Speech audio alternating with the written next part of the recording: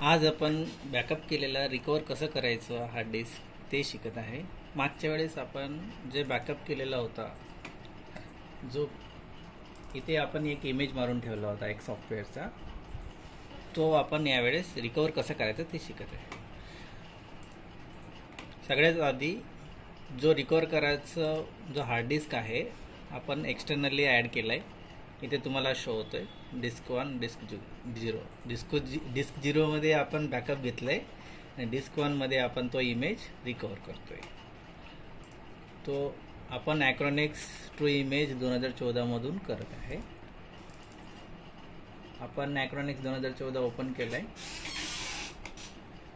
आणि जो इमेज मारलाय इथं म्हणजे इमेज जो बॅकअप घेतलाय आपण आपल्याला तो रिकवर करायचा आहे.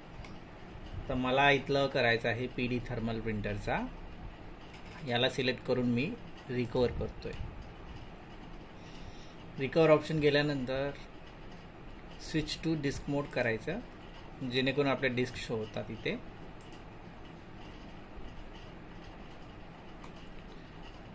इथे 2 डिस्क शो करतात, डिस्क 1 आणि डिस्क 0. डिस्क 1 जो आहे आपला सिस्टमचा आहे आणि ज्यात आपण इमेज मारायचा आहे तो डिस्क 2 आहे. तर डिस्क 2 ला मी सिलेक्ट करतोय आणि त्याच्यात तो रिकवर लावतोय मी.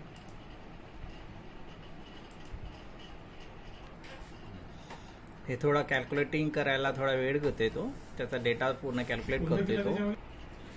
तो कॅल्क्युलेट करतोय पूर्ण डेटा आणि आपल्याला टाइम शो करतो तिथे.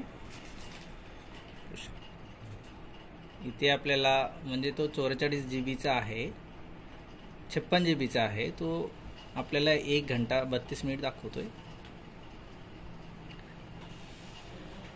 हा रिकवर कंप्लीट झाल्यानंतर आपण चेक करू.